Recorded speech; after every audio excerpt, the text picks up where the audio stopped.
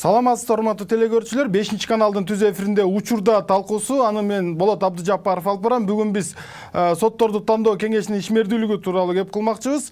Алгач студиянын коноктору менен тааныштырсак, белгилүү юрист, мурдагы Конституциялык соттун мурдагы мүчөсү Клара Сооронкулова айым, ошондой эле белгилүү адвокат, юрист, сотторду тандоо кеңешинин мурдагы мүчөсү Канат Хасанов мырза. Саламатсыздарбы? Саламатсыздар. Ошондой эле мына ушул теманын алкагында биз сотторду тандоо кеңешинин баягы бир мүчөсүн, төрайымы болбосо дагы ошо 9 мүчөсүнүн бирөөнү студияга чакыралы дедик эле.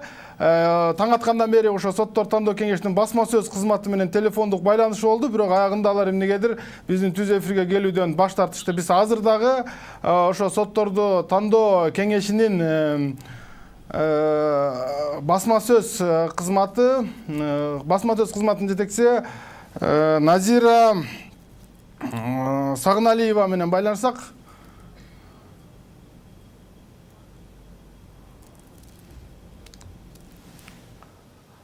Бүгүн ошо таң аткандан бери биз ошо чалып атабыз. Азыр ушу студияда элдердин көзүнчө дагы бир ошо чалып басма сөз кызматы эмнеге биздин студиябызга келбей калганын ошо телекөрүүчүлөрдүн жана бүгүнкү студиянын конокторунун алдында тактап койсок.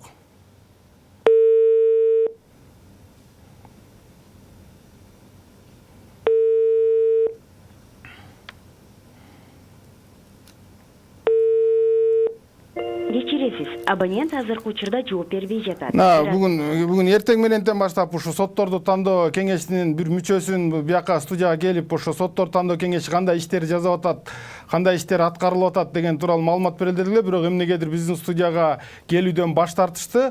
Өзүңүздөр көргөндөй азыр биз студия аркылуу ошо телефон аркылуу байланышалы десек дагы телефонун көтөрбөй койду. Анда эмесе биз ошо коноктор менен талкуубузду уланта берсек. Урматтуу телекөрүүчүлөр, биздин студияга түз байланышка чыгып 0312-59-20-70 телефон аркылуу түз байланышка чыгып ошо сот реформасы, сотторду тандоо кеңеши тууралуу, соттор тууралуу ошо кызыккан суроолоруңуздар болсо берсеңиздер болот. Телефон дагы бир жолу кайталай кетсек 0312-59-20-70. Анда эмесе кийинки коноктор менен талкууну улантсак, биринчи сурообуз эле ошо Канат мырзага болсун. Канат мырза, айтсаңыз, 2010-жылы сот реформасы башталды эле, ошондо бар революциядан кийин элдер аябай толкунданып, эйфория болуп аябай. Анан ушу сотторду тандоо кеңешин түзүп атканда аябагандай бир ушу сот реформасы болот деп аябай үмүттөндүк эле да. Негизи эле ушу сотторду тандоо кеңешин түзүү идеясы негизи туура болгонбу? Негизи бул идея, сот тандоо кеңеш бул абдан эле жакшы идея болгон да. Ошону да ишке ашырганда да башында абдан жакшы идеялар болгон. Бирок убакыт өткөндөн кийин убакытта көрсөттү, заинтересованный адамдар өтө эле көп болду. Ошол себептен сот реформасы ошол биринчи тандоо кеңеши менен баштап кичине абдан туура эмес багытта кетип калды да. Мен ойлойм, ушу туура эмес багытта кетип калган себеби, ушул идеяны бузган себеби башынан эле бул деген фракциялардын көп фракциялардын туура эместиги деп ойлойм да. Ошо тандап атканда юридикалык адиси бар адамдарды тандабай, бөлөк адамдар тандалып калды. Андан тышкары мен өзүм сот тандоо кеңешинде болуп туруп, мына бүгүнкү күнгө чейин өзүм адвокатский практика менен алектенип аткан соң көрүп калдым да көп туура эмес жерлерин. Анткени мен азыр бүгүнкү күнү толугу менен айта алам, сот тандоо кеңешинде соттор өзүлөр болбош керек. Анткени биринчи сот тандоо кеңешинде 24 мүчөсү бар болчу, ошонун 12 мүчөсү соттор болчу. Ошол 12 мүчөсү соттор бир мурда иштеп жүргөн, бири-бирин жакшы тааныган, ошо бири-бирин эле эски соттор бири-бирин эле мынтип эле поддержка кылып эле тартып кетишти. Ошол себептен жакшы идеяны башынан эле бузулган. Сиз айтып атпайсызбы, жаңа эле баягы юридикалык билими жок, ошо дилетанттар баягы ошо соттор кеңеши, соттор тандоо кеңешине мүчөлүккө кирип алган деп, ошол учурда кайра соттор кирбеш керек деп атасыз. Мен эми азыр мындай айтып атам да, мен дилетанттар деп аткан жерим жок. Мен ошол жерде юридикалык билими жок ба, фракциялар ба, соттор тандоо кеңеши ошол юридикалык билими жоктор келип калган. Мен өзүмдүн ошо коллегаларымдын, мурдагы коллегаларымды жамандап айта албайм, жакшы коллегаларым болду. Бирок баары бир бааны бере турган бул соттор менен тыкыз иштеген, көп жылдан бери соттор менен мындай иштешкен кишилер келген жок да. Ошондуктан кичине туура эмес жагы ошол жагы болуп калды. Соттордун келген себеби, 12 соттун келген себеби, булар деген соттор деген бири-бирин тааныган үчүн ошолор көп нерсени бузуп кетти да, бири-бирин жактап, бири-бирин эле түйрөп кетишти да. Клара айымга кийинки сурообуз болсун. Сиз акыркы учурда ошо социалдык баракчыларда соттор тандоо кеңешинин ишмердүүлүгүн сынга алып жатасыз. Биринчи сотторду тандоо кеңеши менен ошол азыркы соттор тандоо кеңешинин кандайдыр бир айырмасы барбы?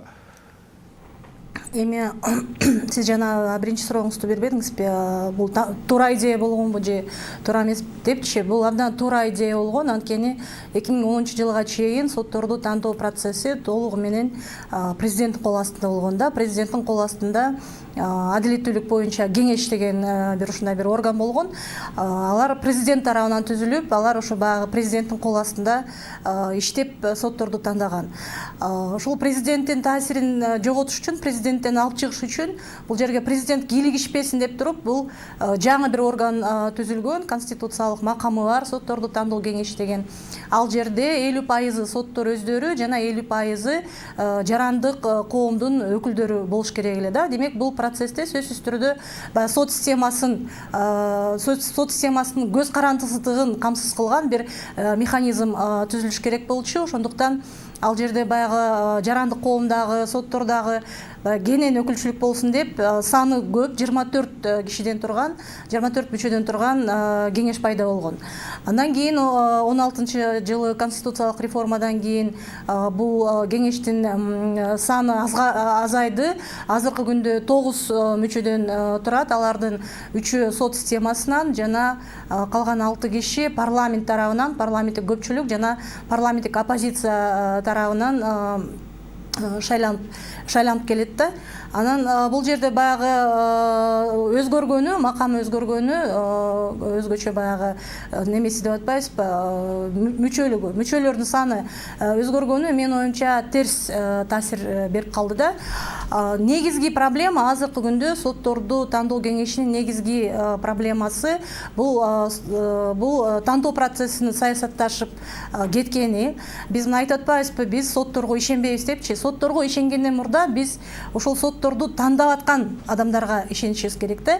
Эгерде баягы биз соттордун кандайдыр бир профессионалдык деңгээлине нааразы болуп атсак, ошол сотторду тандап аткан адамдардын профессионалдык деңгээли кандай деген суроо берилиш керек. Бул жерде дагы Канат мырза айтып кетти, юридикалык билими жок адамдар дагы кирип калат депчи. Эми азыркы учурда мыйзамга катуураак талап киргизилген, сөзсүз түрдө юридикалык жогорку билими бар жана репутация жагынан кынтыксыз адамдар кириш керек сотторду тандоо кеңешине депчи. Бирок жана айтып кеттим, бул саясатташып калган процесс болду. Мына азыр өзүңөр байкап көрсөңөр, ошол 9 мүчөнүн арасында эл тааныган, элде кадыры бар, коом тааныган, же болбосо мындай жогорку деңгээлдеги профессионал юристтер жок. Ошо 9 мүчөнүн көпчүлүгүн эч ким деле тааныбайт. Бул көбүнчө баягы фракциялар тарабынан тандалып келип аткандан кийин көп учурда бул ошо фракциянын лидерлерине жакын адамдар же болбосо партиялык иштерге алектенип жүргөн кандайдыр бир ошо лидердин астында бир немелери бар адамдар да. Ошон үчүн бул процесс баягы саясатташып кетти деп жарандык коом жагынан улам айтылып атат. Бирок тилекке каршы мына канча жылдан бери калыптанганынан бери канча 7-8 жыл өттү, бирок ушул немени токтото албай атабыз да. Саясат биз азыр түз байланышта жогорку кеңештин Ата Мекен фракциясынын лидери Алмамбет Шукмаматовго түз байланышка чыгып көрсөк, балким чын эле ошо фракциялар баягы сотторду тандоо кеңешинин мүчөлөрүнө таасир эте алабы, ошо баягы мүчөлүккө сунуштап жатканда кандай критерийлерге караган, Клара айым айткандай баягы кызыкчылык үчүн эле киргизгенби же кандайдыр бир юридикалык билимине караганбы деген суроолорду азыр биз фракция лидерине берип көрсөк.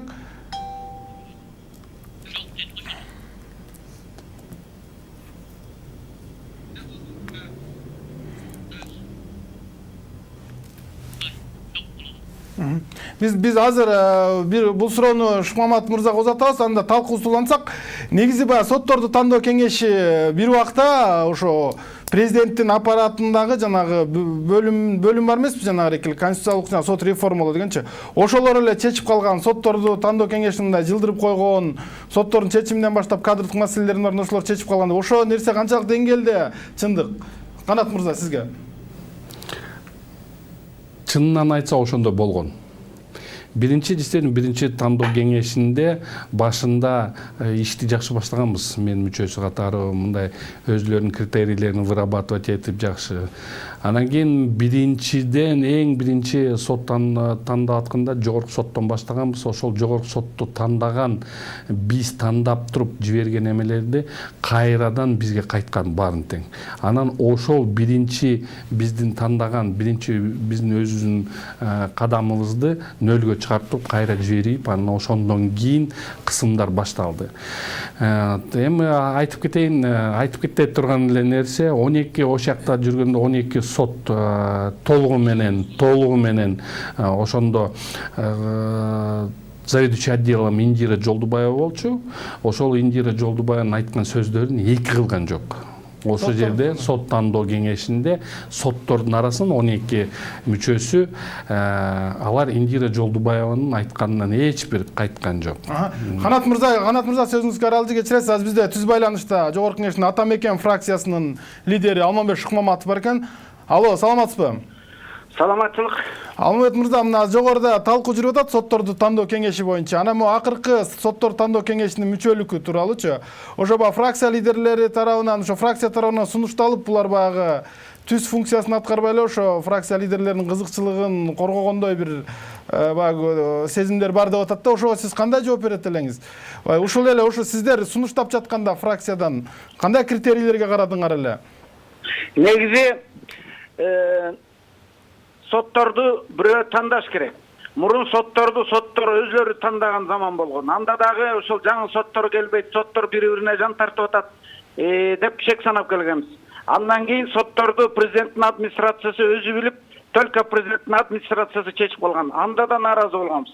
Азыр эми баарынан болсун, оппозициясынан да болсун, парламенттин эл шайлаган эл өкүлдөрүнөн да болсун, жарандык коомдон болсун, соттордун өзүнөн болсун, президенттен болсун деген жаңы тилек менен бир жаңы мындай дүйнөлүк практикадан алынып ушул соттор тандоо кеңеши институту киргенде, бирок тилекке каршы бизден баягы коом даяр эмес дегенде азыр ушул фракция лидерлери мына мен да моюн калам. Адвокаттар, жарандык коомдор баардыгы ушул шайлап атканда жана сиз айткандай туура эмес критерий менен бирөөгө кызмат керек болуп, бирөөнүн көңүлү керек болуп, бирөөнүн бир партиялык кызыкчылык болуп дегендей ушу туура эмес болуп атат. Ошондуктан мен ойлойм, бара ушул соттор кеңешинин өзүнүн баягы институт катары бул туура бүт дүйнө жүзүндө ушундай колдонулат. Анткени бул жерде ар тараптуу өкүлдөр болуп атпайбы? Болгону ошо мыктынын мыктыларын шайланса, аны ошол законго катуу талап киргизиш керек деп мен эсептейм да. Мисалы үчүн соттор кеңешине фракциялар шайлаганда, жарандык өкүлдөр шайлаганда момундай талап болсун деп. Азыр тилекке каршы андай талап жок. Каалаганын шайлайсың, каалаган барып алып өз каалаганын кылып атат. Ошондуктан катуу критерий киргизиш керек.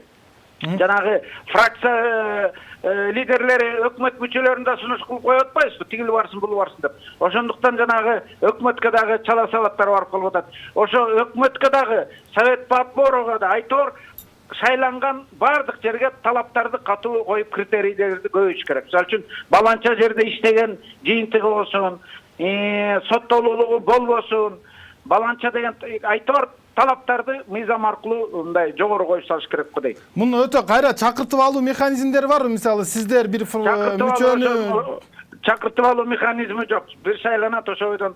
Бирок эми мындай да, буларда азыр кандай күнөөлөрдү коюп атат? Ошо соттор кеңеши биригип алып, туура эмес иштерди кылып атат дегендерди мында угуп жүрөбүз, бирок далилибиз болбой атат. Бирок укук коргоо органдары деген бар, КГБ деген бар, ошолорду аңдып тыңшап, керек болсо мындай жоопко тартып туруш керек да, жанагы тиги тазалагандай эле, коомду тазалагандай эле аларды да тазалап туруш керек. Бирок жанагы мыйзамда анча-мынча баягы жетишпеген жагдайлары бар. Аны мен моюн калам. Сотторду тандоо кеңешинин азыркы курамына сиз кандай ичиңиз чыгабы? Мен чынын айтканда азыркы курамын жатка билбейм. Бизден ошол бир адамды шайлаганбыз, ошол мүчө болуп жүрөт. Бирок кээде ошол жалпы соттор кеңешине ошо нааразычылыктар болуп атат. Ал эми нааразычылыкты кантип ийсек болот? Бүгүнкү шайланып аткан соттордун эле тиги кебетесин карап ийсек болот да. Бүгүнкү күнү сотторго кимдер шайланып атат? Кандай адамдар шайланып атат? Кийинки мына 2-3 жылда шайланган соттор кандай иштерди карап атат? Ошондон эле улам тиги жыйынтык чыгарып койсо болот да. Эми анын үчүн отуруп алып иштеш керек. Жанагы президент жанагы оңго чукул сотту кайра кайтарып ий атпайбы? Баягы жарлыкка кол койбойчу. Бул дагы ошо соттор кеңешинин чабалдыгы десек болобу же баягы соттор кеңеши тандаган талапкерлер ошо президенттин аппаратына жакпай калдыбы? Президент жанагы кайра кайтарган ошо менин оюмча президентке дагы ошол күч органдары кандайдыр бир маалыматтарды бергенде эмкен алар дагы мындай бир туура эмес иштерди кылып кандайдыр бир пара берип дегендей ошондой маалымат жетти бирок далил жок дегендей ошондуктан аларды өткөрбөй койгону мен ойлойм абдан туура болду. Анткени ошондой репутациясы бузук кичинекей шек туудурган жерден аларды мындай өткөрбөш керек. Анткени жана айтылат го коомдо эң жогорку талап кимдерге? Бул сотторго болуш керек, депутаттарга болуш керек, анан күч органдарынын адамдарына болуш керек деп коом ошолорго карап түшүнөт да. Ошондуктан жанагы биз каршы эле келип атпайбызбы? Депутат болордо дагы, сот болордо дагы, күч органдарына барарда дагы башка мамлекеттик кызматтарга караганда бул жерге кынтыксыз, даже кичинекей шектенүүгө негиздер болбош керек деп. Анткени эң жогорку мына үлгү боло турган, мыйзамды иштете турган, катуу тартипти темирдей тартипти орното турган ушул 3 институтта жогорку кеңеш, сот системасы, анан күч органдары. Рахмат, бизде түз байланышта жогорку кеңештин ата мекен фракциясынын лидери Алмамбет Шыкмаматов мырза болду. Биз талкуубузду улантабыз. Кийинки суроону ошо адвокат юрист Канат Хасановго узатсак, сот реформасы деп эле келатабыз. Мына революция болгондон бери 9 жыл болду. 9 жылдан бери ошо реформа деп мына калың китептер жазылды. Көптөгөн кеңешмелер болуп атат. Ушунун жыйынтыгы кандай болду негизи? Сот реформасы баягы ишке ашты деп айтсак болобу бүгүн? Жок, сот реформасы ишке ашкан жок. Сот реформасын ишке ашырыш үчүн бул деген комплекс мероприятие керек. Бул деген сот тандоо кеңешин түзүп, мына азыр мезгил өткөндөн кийин мен азыр айтып көрүп атам. Биринчи сот тандоо кеңеши, андан кийинки сот тандоо кеңеши бул сотторду өткөзүп атканда бул бир сотторду эле бөлөк сотторго алмаштырып салдык. Жаңыланган соттор ошол 100%дан ашып баратса жаңыланганы бир 30% келди. Калган 70% толугу менен эскиле соттор келди. Ошол эле учурда жаңы соттор келген күнү дагы сот системасы ошол эле деңгээлинде калды. Анткени деген эч бир мындай изменение да кирген жок, бир жаңы бир кайда жаңы кандар кирет, жаңы иштер болот деп туруп эметилди деле, алардын баары эчтекеси кирген жок. Анткени сот реформасы болгон жок. Сот реформасын өткөзүш үчүн муну деген өтө көп мероприятиялар керек. Бул деген биринчи себептен эң эле биринчи бысымла дегенде жогорку сот пленумдарын өткөзүш керек. Обобщение судебной практики жасаш керек. Ошонун баары обобщение судебной практики деген бүтүргөндөн кийин единообразие судебной практики кылыш керек. Андан тышкары бүгүнкү күнү абдан көбөйлүү маселе чыгып калган себеби бул деген прокуратура тарабынан неметип атканда бул институт гособвинения деген бар. Ошол институт гособвиненияны прокуратуранын астынан чыгарып туруп отдельный институт кылыш керек. Анткени мындай эле болуп атат да. Зам генеральный прокурор кол коюп берет, а ошонун эле айтканын зам генеральный барып туруп райондогу гособвинитель алып туруп жокко чыгарыш керек. Аны чыгара албай атпайбы? Анткени зависимость бар. Ошон үчүн мен ойлойм, буну жаңы УПК да кирди, жаңы УККалар кирди. Эми действительно ошолорго подготовить жакшы следственный судья деген нерселер кирди. Ошонго бүт тергөөлөрдүн баарын бир единый комитетке киргизсек, прокуратуранын астынан институт гособвинениянын отдельным институтун прямое подчинение президентке кылсак, анан ошондо соттун ичинде ошондо гана состязательность болот да. Состязательность болгондо ошондо гана сот реформасы до конца кетти десек, эсептесек болот да. Анга чейин сотту бир сот менен эле экинчи соттун тандап коюштан, ошону бир соттон бир сотко алмаштырып коюштан муну менен сот реформасы болбойт. Болбон эмес. Ошон үчүн бул идеяны түбү менен жокко чыгарышкан. Урматтуу телекөрүүчүлөр, эгерде ошо биздин талкуубузга кызыккан суроолоруңар болсо, биздин студияга чалсаңыздар болот. 59 20 70. Кийинки сурообуз ошо Клара Айым болсун. Клара Айым, айтсаңыз, бул сотторду тандоо кеңеши эгерде бүт бардыгы кадрдык маселелер жогорудан чечилип атса, бул жөн эле бир баягы бир шоу болуп калган жокпу дегенде маселелер болот да, эч нерсе чече албаса же алар чечкен шайлаган соттордун баары кайра кайрылып келип атса, сиз ошо кандай ошонун статусу канчалык деңгээлде баягы жогору деп ойлойсуз? Нерсени чечпейт деп айткандан алысмын, анткени бул жана айтып кеттим, конституциялык макамы бар орган, мыйзам тарабынан бир топ кепилдиктер берилген, бирок жалпысынан өзү баягы сотторду тандоо процедуралары абдан туура эмес болуп жатат да. Мен буга чейин дагы атайын изилдөө жүргүзүп келгем, ушул маселе боюнча. Анан өткөндө дагы байкоо жүргүзүп келдим. Бул жерде баягы суроо берип аткан адамдар жогорку деңгээлдеги адамдар болуш керек да. Анткени берип аткан суроолору сотторго, болочокто сотторго эмес, юрфактын баягы 2-3 курста окуган студенттерине берип аткан суроо. Анан эми бул жерде эми суроолоруңар туура эмес, суроолоруңар абдан жөнөкөй болуп атат деп айта албайсың. Анткени суроо берип аткан адамдын көп учурда суроо берип аткан адамдын деңгээли ошо суралып аткан адамдан төмөндө. Эгерде мисалы жогорку сотко кетип атса судья, ал деген кандай баягы бийик даражалуу юрист болуш керек. Ага суроо бере турган адамдын даражасы андан да жогору болуш керек. Анан бул жерде кече эле баягы 2-3 жыл юрист консульт болуп иштеген адам суроо берип атса, кантип тандайт? Ушундай маселе жаралып атат да. Бул баягы соттордун профессионалдык деңгээлин текшерүү жагынан механизм жок жана неменин чабалдыгы болуп атат өзүнүн. Соттордун тандоо кеңешинин мүчөлөрүчү. Анан башка маселе дагы бир көйгөй, бул соттордун жалаң гана деңгээлдик мындай профессионалдык деңгээл эмес, соттор баягы кынтыксыз деп атпайбызбы? Ошондуктан бул жерде соттордун баягы моралдык сапаттары дагы текшерилиш керек да. Булар баягы өтө мындай өзгөчө сапаттарга ээ болгон адамдар болуш керек. Бул ошону текшере турган эч кандай механизм жок. Эми берип аткан суроолору сиз калпайттыңыз беле, же сиз пара алдыңыз беле деген суроолор да.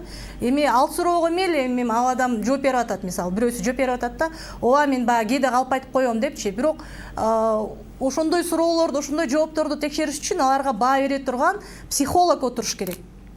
Профессионал отуруш керек да. Бул калпайтып атат, же чындыкты айтып атат, анан момундай сапаттарга экен деп ошо суроолорду анализ кыла турган кандайдыр бир специалист отуруш керек. Анан булардын психология жагынан эч кандай билими болбосо, буларды эч ким атайын даярдабаса, булар берип аткан жоопторго кантип туура баа бермегиле. Ошондуктан текшерилбей калып атат. Соттор моралдык. Клара Айым, бизде студияда жогорку кеңештин депутаты, ошол сот укуктук маселелер боюнча комитеттин мүчөсү Курманкул Зулушев мырза бар экен. Курманкул мырза, саламатсызбы?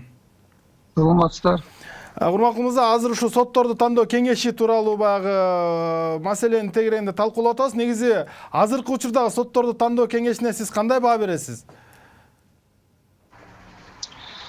Азыркы соттор тандоо кеңеши мыйзам боюнча өздөрүнүн функционал милдетин алып барып атышат. Бирок сотторду тандоодо албетте жогорку деңгээлде эмес, себеби көп маселелер такталган эмес.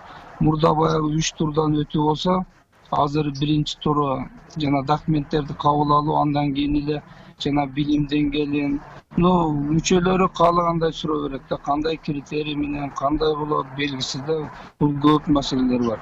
Эң негизгиси айтканда, соттор тандоо кеңеши бүгүн өзгөрүүгө муктаж. Булардын милдетин өзгөртүш керек, бул өзүн өзү актап атат азырчы. Көптөгөн маселелер бар да бул жерде. Биринчиси, эгерде жанагы жогорку соттун алдындагы окуу жайдан бүткөндөргө көңүл бурулсун деген маселе жаралган да. Бирок андай эмес, азыр алар өтпөй калып башкалар өтүп атат. Тандоо турунда көптөгөн мандемдер бар да бүгүнкү күндө.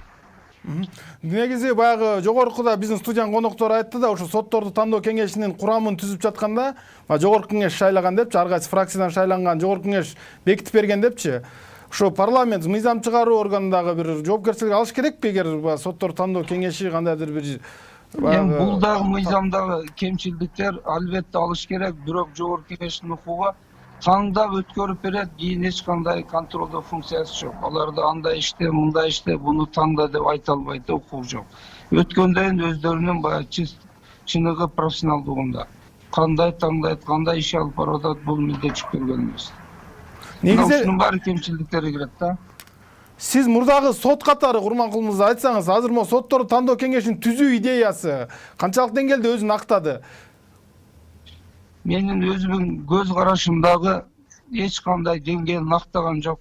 Мурунку баягы улуттук кеңеш деп коет эле, азыр ошонун формасында эле жүрүп атат. Бул жөн эле булар жанагы жогорку кесиптеги тажрыйбалуу соттордун ордуна азыр жаш соттор, кандай профессионалдуу деңгээли да төмөн болуп калды. Булар бул орган өзүнө актаган жок деп эсептейм мен.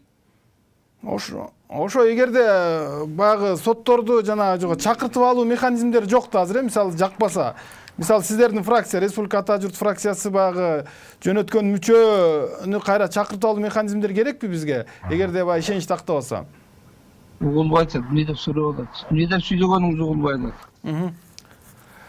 Могу сотторду баягы мен жана айтсам башкача жооп берип койдуңуз, жоопкерчилик тууралуучу Жогорку кеңеш эптеп шайлоо эле өткөзүп койсо болду, мындай моралдык жоопкерчилик же кандайдыр юридикалык жоопкерчилик жокпу?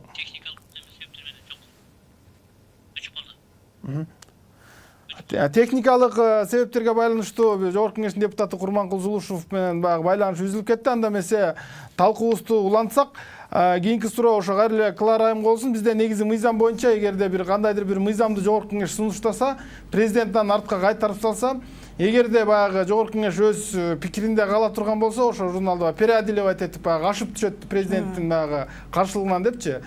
Бул жерде дагы ошо сотторду тандоо кеңеши кандайдыр талапкерди көргөзсө, президент ага каршы жанагындай пикирин берип кайра артка кайтарып койсо, жок ушул талапкер сонун, сизге мындай сиздин пикириңизге кошулбайбыз дей алышабы?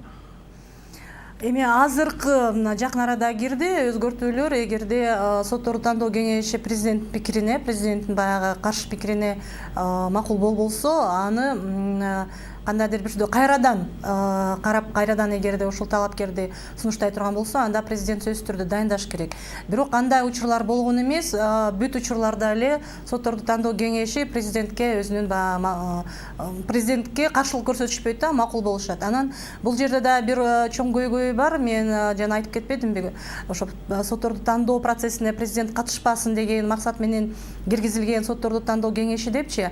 Бирок эми сотторду тандоо процессинде, сотторду дайындоо процессинде бүт президент, сотторду тандоо кеңеши, президент жана жогорку кеңеш катышып атат. Эгерде баягы жогорку соттун судьялары болсочу, жергиликтүү соттордо бул сотторду тандоо кеңеши жана президент. Анан президент эгерде баягы макул болбосо, сотторду тандоо кеңеши тандаган талапкер менен, анда сөзсүз түрдө кайра өзүнүн баягы каршылыгын негиздеп бериш керек да, негиздеп жөнөтүш керек. Мен макул эмесмин, анткени мондай баланча нерселерге мындай көз салбапсыңар, байкабапсыңар депчи. Бирок көп учурда президент эч качан негиздебейт. Мисалы Атамбаевдин учурунда баягы эрки жок, эрки жетишпейт деген эле бир формулировка менен кайрадан кайтарып берчи да талапкерлерди ишинчи. Ошондо бир топ баягы деңгээли бар, татыктуу талапкерлер өтпөй да калды. Алардын арасында бар да ошондойлор дагычы.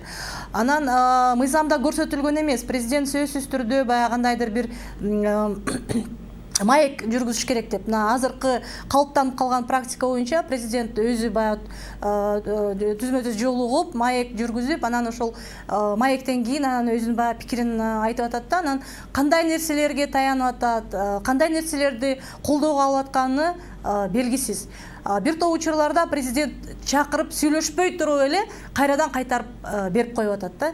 Демек бул жерде баягы президентти милдеттендире турган, же болбосо маек өткөрсүн, же болбосо дагы кандайдыр бир критерийлер менен ошо талапкерлерди баалап көрсүн деген бир немелер жетишпей атат. Мыйзамдагы толуктоолор жетишпей атат да.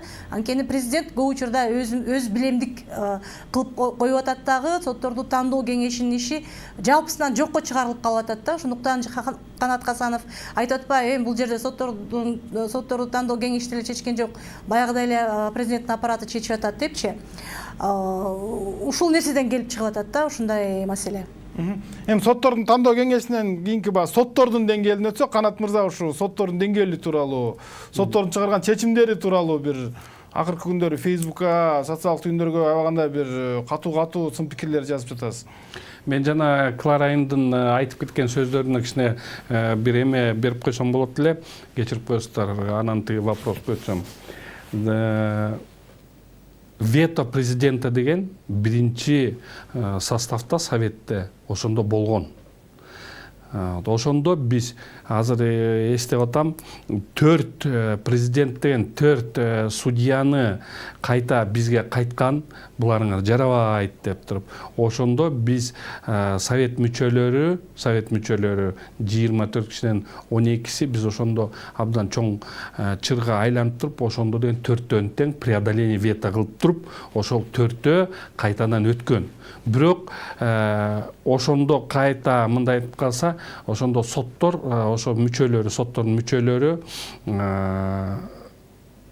бизге каршы чыккан.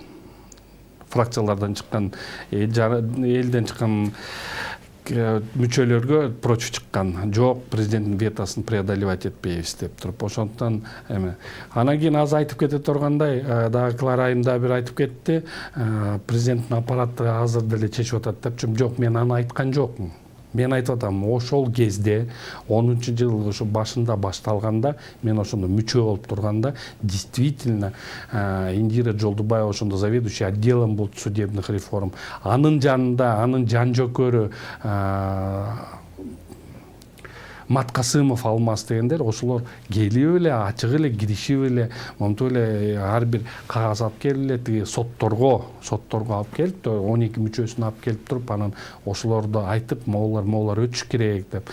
Андан тышкары анан кийин бизге да чыгып ар бирөөбүзгө, мен анткени СДПК фракциясынан киргем, ошондо через СДПК дагы мага дагы мындай үстөмдүк болгон, бирок мен ошондо макул болбой болгон үчүн мен деген Индира Жолдубаева ошо Икрам Сатаровичке, ошо Алмаз Арсеновичке чейин алып барып, давайте заявление жазсын, кетсин деген ошондой немелер болгон. Эми азыр экинчи жана сиз берген суроого өтүп кетсек, бүгүнкү күнү соц тармактарда жазып аткан, өзүм Facebook'та баракчамда жазып аткан действительно абдан көйгөйлүү маселелерди жазып атабыз. Анткени деген мага көп өзүмдүн баракчама мессенджерге абдан көп жалобалар келет, өзүм деле көп процесстерге катышам. Бүгүнкү күнү соттордун чыгарган чечимдери ар бирөөнүкү бөлөк.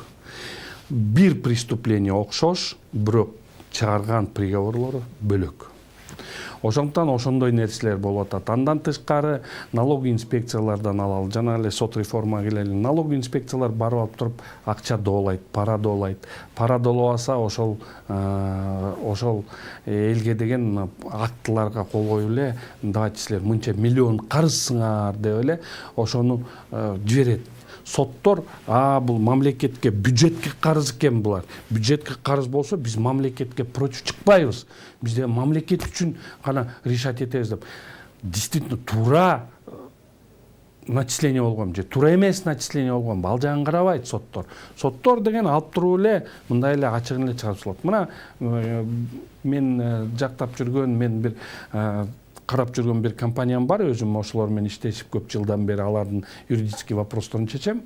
Межрайонный соттун судьясы Бигбаев алып туруп эле, эми кечирип кой, билип атам дейт, что туура эмес начислениялар болгон. Эми ошол начисление болсо, бирок да мамлекеттин бюджети ошон үчүн 46 миллионду силер төлөгөнгө төлөшүңөр керек деп эле алып туруп эле чечип салды. Бүгүнкү күнү 220 иштеген киши, ошол мекемеде 220 киши иштеген киши уже бүттү, банкрот. 220 киши зарплата албай калды. Мындай процветающий, бюджетке кичине акча алып келип аткан компанияны алып туруп эле муунтуп салды. Себеби эмне? Себеби налоговый инспектор башында келип туруп пара сурады, тигилер пара бербей койду. Ошол себептен эле налог инспектор акты жазып салды. Ошол актыны сотко кайрылышты. Ошол соттон барды биринчи инстанция, экинчи инстанция, үчүнчү кайра келди. Ошону чөлтүрүп, аягы жырып туруп, мына ушундай чечимдер. Бул деген экономический иштер боюнча, уголовный иштер менен карап көргүлө, эмне деген эмелер болот.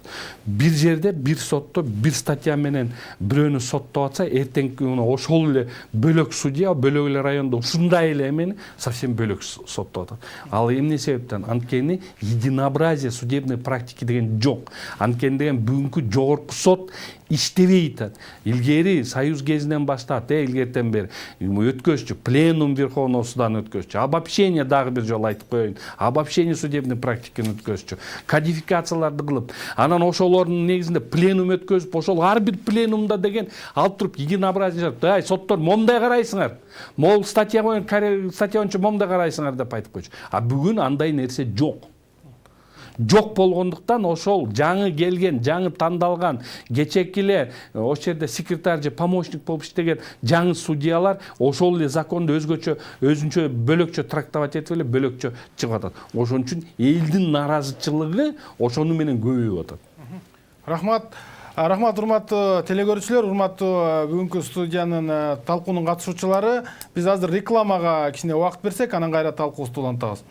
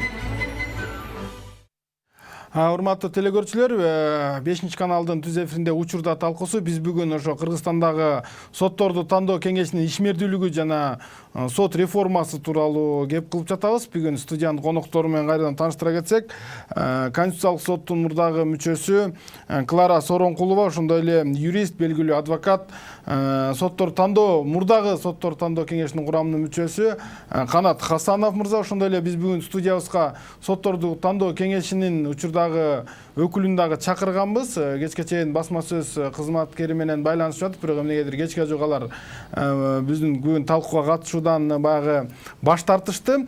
Биз талкуубузду улантабыз. Эми Клара эже, ушул маселелердин баарын чечүүнүн жолдору тууралуу кеп кылсак, жанатан бери баягы кемчиликтер айтылды, баягы жетишпеген жактар айтылды. Эми ушуну чечүүнүн кандай жолдору бар? Сотторду тандоо кеңешинин ишин эффективдүү кылыш үчүн, ошонун баягы курамын баягы жакшыртыш үчүн же курамындагы адамдардын баягы деңгээлин жогорулатуу үчүн бир кандай иш-чаралар кылыш керек да?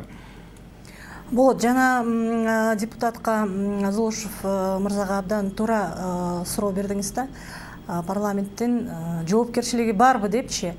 Ушул маселеде негизги баягы мен баягы негизги күнөөнү жүктөй турган орган бул парламент болуп атат да.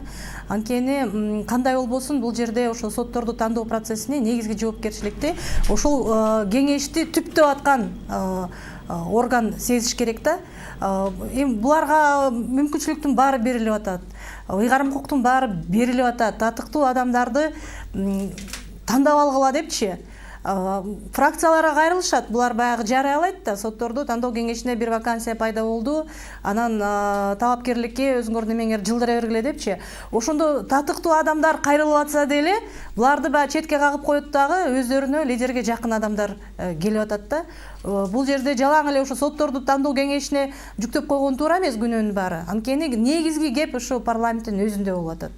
Эгерде ушул мыйзамда деле көрсөтүлүп турат талаптарчы, сотторду тандоо кеңешинин мүчөлөрүнө болгон талаптар көрсөтүлүп турат, бирок ал талаптарды көзүнө илген эч ким жок. Депутаттар ушул маселеге абдан баягы өтө мындай чоң маани берип туруп тандап атканда татыктуу адамдарды тандап келсе, Алмамбет мырза, Шыкмаматов мырза айтып атат, мен бирөөнү эле тааныйм, калганын тааныбайм депчи. А бирок булар бекитишти да, 9 адамды тең жогорку кеңеш бекитип берди да. Ушул 9 адамдын ар бирин абдан жакшы тааныш керек да, тандап аткан органчы. Анан депутаттар биз өзүбүздүкүн гана тааныйбыз, калганын тааныбайбыз десе, анда кантип бекитишти? Бекитип атканда эмне үчүн карашкан жок? Кандай адамдар кетип атат депчи. Азыркы учурда мисалы сот реформасынын алкагында көп нерселер жасалып атат, жакшы мыйзамдар кабыл алынып атат, сотторду камсыздоо жагынан дагы көп чара көрүлүп атат, айлыктары көбөйүп атат. Бирок негизги сот реформасын жылдыра турган адамдар бул соттор өздөрү да. Ошон үчүн биз сот системасына татыктуу адамдарды тандап албасак, татыктуу соттор келбесе, сот реформасы жылбайт. Биз канчалык аракет кылбайлы, жакшы адамдар келмейинче сот системасы оңолбойт. Бул жерде бул азыр кайрадан айтып атпайбы, мыйзамды өзгөртүш керек депчи. Азыркы күндөгү деле баягы мыйзамдар жарактуу да, булар деле иштеп кетет. Бирок иштетиш керек. Ошого бир мындай жоопкерчиликтүү мамиле кылыш керек да. Ошол жагынан баягы биз шайлап келген эл өкүлдөрү бир ушуга бир чоң маани берип, башкача мамиле кылса, бир жылыш болот эле да. Канат мырза, сиз баягы соттор тандоо кеңешине мүчө болуп турганда, ушул жогорку кеңеш тарабынан, фракция тарабынан, депутаттар тарабынан могу кишини өткөрөсүң, момундай кыласың деген баягындай бир талаптар болчу беле? Же сизге болбосо дагы баягы сиз менен чогуу ошо соттор кеңешине мүчө болуп жүргөн адамдарга? Болгон көп эле чалып эле, көбөлөр эле айтып эле, мына моңго жардам берип кой, Канат, сен өзүң голосуң тиякка берип кой деп айткандар көп эле болгон. Өңгөчөс анткени деген мен ошондо Индира Жолдубаева баш ийбе болгом. Баш ийбе болгондо ошо Индира Жолдубаева депутаттар аркылуу, мен шайлаган депутаттар аркылуу, мындайча мен көрсөткөн депутаттар аркылуу мага эметип алып, мына муну шайлайсың деп. Мен ошондо да принципиалдуу туруп мен макулдугун бербей койгом. Анан ошо макулдукту бербей койгон соң мени көп жолу, 3-4 жолу чакырышты, өзүң ыктыярың менен кет деп. Ошондо мен 2-3 жолу заявление кылгам, мына мен кетейин деп.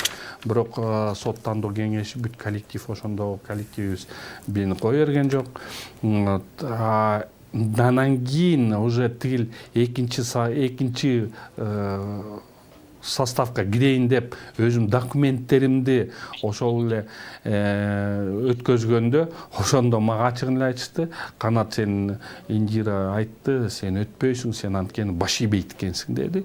Ошол себептен мени экинчи составка киргизишкен жок. Демек сиздин сөзүңүз боюнча ошо Клара айымга деле экөөңөргө деле бирдей суроо болсун. Сиздин сөзүңүздү угуп отурсак, демек азыр сотторду тандоо кеңешинде деле азыр ушундай нерселер бар да, ошон үчүн отурушат да. Демек алар баягы депутаттардын, баягы үстүдөн келгендердин баягы буйруктарын, суранычтарын аткарып дегендейчи. Мен аны билбейм, мен анткени сот тандоо кеңешине ошондон бери мына 2013-жылы өзүм укуктук суроогум бүткөн. Андан кийин экинчи срокко документтерди тапшырып, ошентип айткандан кийин мен ошондо сот тандоо кеңешине өзүм көңүл да бурган жок, ишим да болгон жок, караган да жокмун. Ошон үчүн мен биягын азыр кандай тапта турган мен аны билбейт экенмин. Анда суроону башкачараак кылып берип көрсөк да, мисалы ошол жогорку кеңештин фракциялары, депутаттары бул сот реформасын баягы ишке ашыруу маселе өзүнүн кишилерин соттор кеңешине киргизип коюп, өзүнүн кызыкчылыктарын аткарып жатат деп айтсак болобу? Клара айым, сизге.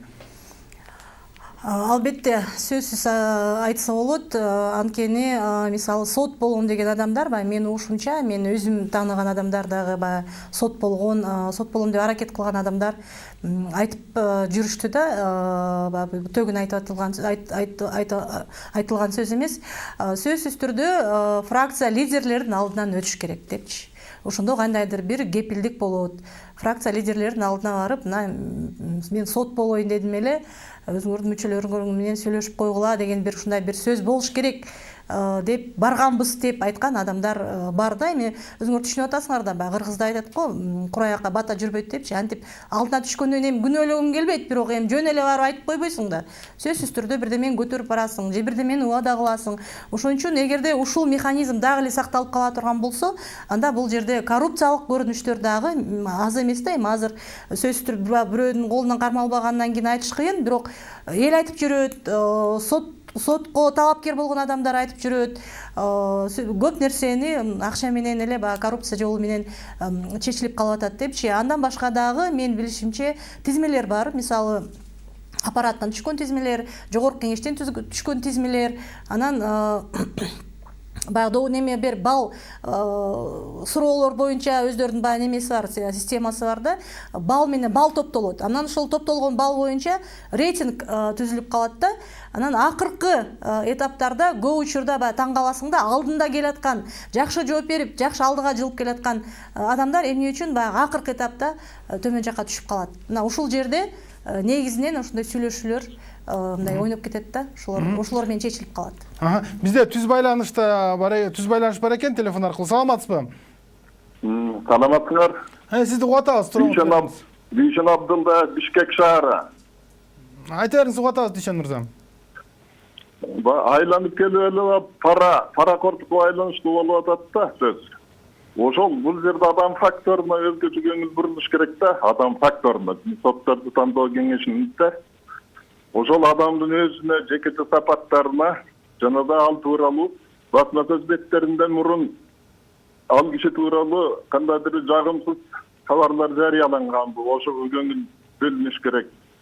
Жана ошондой ал тууралуу ошол кишилер иштеп кеткен чөлкөмдө, ошол райондук болобу, шаардык соттордо, жергиликтүү областтарда болобу, кандай пикирлер эл тарабынан, коомчулук тарабынан түптөлгөн мурун. Кандайдыр ошолго көңүл бурулуш керек. Сөзсүз ошол тууралуу сурамжылоо болуш керек.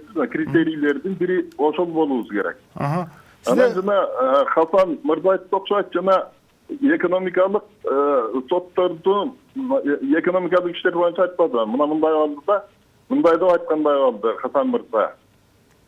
Дагы налоговый инспекциядан барып сотко тийиштүү ишти алып барып бергенде, алар ошону бул эми өкмөт тарабынан пайдалуу нерсе экен деп туруп эле ошону жакшы текшербей туруп чечип коюп атат да. Ошон үчүн ошондой болбоштук үчүн ошол экономикалык иштерди карай турган өзүнчө компетенттүү адамдардан соттор түзүлүш керек да. Ошол компетенттүү соттук ошол экономикалык иштерге жөндөмдү, дал ошол иштерди карай турган сотторду өзүнчө бир соттордун ичинде бөлүш керек да. Ошолор отуруп алып карай турган болуш керек. Анан эң негизгиси мына пайгамбарыбыз Мухаммед алейхиссалам айткан, параны алган дагы, аны берген дагы тозокко кирет деген. Абуда болгон. Ошондой эле Кур'ан-ы Каримдин Бакара сүрөсүнүн 188 аятында айтылган. Араңарда акчаны, мал мүлктү арам жолдор менен жебегиле. Жана күнөө экенин билип туруп, адамдардын байлыгынын бир бөлүгүн жеш үчүн сотторго алып барып бербегиле. Ошон үчүн бул жерде жана ортомчу болгон адвокаттар дагы Кудайдын алдында чоң күнөөлүү болот да. Ортомчу дагы, рахмат. Берген дагы, аны алган. Рахмат Дүйшөн мырза, ошо сунуштарын айтайын деп чалган экен. Анан биз талкуубузду улантсак, негизи жанагы айтылып атпайбы, мисалы жакында эле ошо маалымат каражаттарын тараганда баягы сотторду тандоо кеңеши шайлап жиберген адамдарды баягы президент тарабынан кайра артка кайтарылды депчи. Эгер андай адамдар баягы жогорку кеңеш тарабынан сунушталган болсо, ошондо бир кандайдыр бир мындай карама каршылыктар ошо бийлик бутактарынын арасында ошо сотторду тандоодо келип чыкпайбы? Клара же, сизге суроо. Сурооңорду түшүнбөй калдым. Болот. Мисалы жанагы сиз айтпадыңызбы, рейтинг боюнча жогорку кеңеш ар ким өзүнүн лоббисин кылып бирден кишисин түртөт депчи? Жок, мен бул жерде рейтинг жөнүндө баягы талапкерлер жөнүндө сөз болуп атат. Ошо талапкерлер тууралуу, ошо талапкерлер барса, президент аны кайра кайтарып салса, талапкерлер деле бирөөнүн адамы болуп атпайбы алар делечи? Жана сиз айткандай бармак басты көз кысты болуп отуруп ошол жака жетип атат, анан кандай болуп калат дегендечи? Эми бул жерде жана айтып кетпедимби, президент мисалы талапкерди четке кагып атканда кандай нерселер менен жетектелет мен үчүн белгисиз да. Мен билишимче талапкер, ар бир талапкер атайын кандайдыр бир текшерүү өтөт. Спецпроверка деп коюп атпайбызбы? Аны баягы коопсуздук, мамлекеттик коопсуздук органы жүргүзөт болуш керек да. Менин оюмча ошондой бир текшерүүдөн өтөт болуш керек. Анткени президентке келген талапкерлер айтат да, президенттин алдында дайыма бир папка жатат. Анан кийин соттор кеңешине белгисиз болгон, кандайдыр бир менин өмүрүмдө, менин жашоомдо болгон бир фактыларды, бир мен жөнүндө, менин өмүрүм жөнүндө жаман бир фактыларды президент алып чыгат депчи. Демек, ошол адамга, талапкерге кандайдыр бир түрдө материал чогултулат да. Ал материалды президент гана тааныша алат. Менин оюмча бул абдан туура эмес көрүнүш. Анткени кандай материалдар түшүп атат. Бул нерсе ачык болуш керек. Мына мыйзамга ушуну киргизиш керек. Ар бир талапкер атайын текшерүүдөн өтүш керек. Ошол текшерүүгө мен макулмун деп өзү баягы кол коюп жазып бериш керек депчи. Ошондо мына мыйзамдуу түрдө текшере берсин. Ошол материал сотторду тандоо кеңешине дагы келсин. Алар да көрсүн кандай адам сот болом деп атканычы. Бул жерде кандайдыр бир жашыруун түрдө бир текшерүү болуп калып атат дагы. Анан президент негиздеп бербегени дагы ошондон келип чыгып атат да. Анткени президент баягы негиздегенде бул айтыш керек, ушундай текшерүү болду эле, анан момундай фактылар чыгып калды депчи. Бирок бул мыйзамсыз болгондон кийин президент аны ачык түрдө негиздеп бере албайт. Ошон үчүн бул баягы калыптанып калган практика болгондон кийин буну мыйзамдаштырып коюш керек. Болбосо бул мыйзамсыз көрүнүш болуп атат да. Канат мырза, сизге суроо болсун да, сиз ушу баягы сотторду тандоо кеңешинде канча убакыт отурдуңуз? 3 жыл. 3 жылдын ичинде канча сот баягы сиз колдодуңуз, канча сот? Анан ошо сиз колдогон соттор канчалык деңгээлде сиздин ишеничилигиңизди тактады? Мен эми азыр эсимде жок канча сотту биз өткөздүк, бирок ошондо биз жогорку сотту, Конституционный палатаны жана экинчи инстанциядагы сотторду тандадык. Анан кийин жакшы дальше кайрадан уланталы деп туруп ошол танданы уланталы дегенде ошол биринчи сот тандоо кеңешине ошол кезде президент Атамбаевдин жан жокөрлөрү, Атамбаев өзүлөрү болуп туруп бизге недоверие чыгарып, бизди бир жыл 2 ай иштеткен жок. Анткени биз көп нерселерге макул болгон жокпуз да. Ошол себептен иштеткен жок. Бирок биз үлгүрүп калдык. Ушу жогорку соттун Конституционный палата, анан кийин экинчи апелляционный инстанциялардын сотторун тандаганга мындай жетишип калдык да. Бирок ошолордун арасынан мындай карап көрсөң, бүгүнкү күнү азыр эми ошо тандалгандан кийин азыр уже сот болуп, предельный возрастка өтүп бүттү, мен уже пенсияма чейин сот болду дегенден андай адамдарды азыр да көрүп атабыз. Өтө мыйзамды одоно бузуп, мындай өзүнүн эми Кудайым кечирбесин, Кудайдай сезип калган өзүлөрүнүн көп сотторду көрүп атам азыр. Анан кийин ошолордун арасынан ушунчалык өзүмдө кыжалат болом. Бир кезде ушул адамга деле мен да бир голос бердим элем, бир жерде карабай калыптырмын, бир жерде туура эмес каралыптырмын деп туруп. Бирок аны действительно карай албайсың. Жана Кларайым туура айтып атат, психологический эмелер бар. Мына мен юридикалык кесипмен адвокат болуп иштейм. Эми ошол мен юридикалык жагына баа бере алам. Анткени мен бүгүнкү күнү 5 жылдык, 10 жылдык стажым эмес, менин 20 жылдык юрист стажым бар. Мен баа бере алам юридикалык. Бирок действительно Кларайым айтып кеткендей психологиялык баа бере албайм. Ошол себептен тиякта дагы советте дагы ар бир адамдын жаңылыштыгы да болот экен.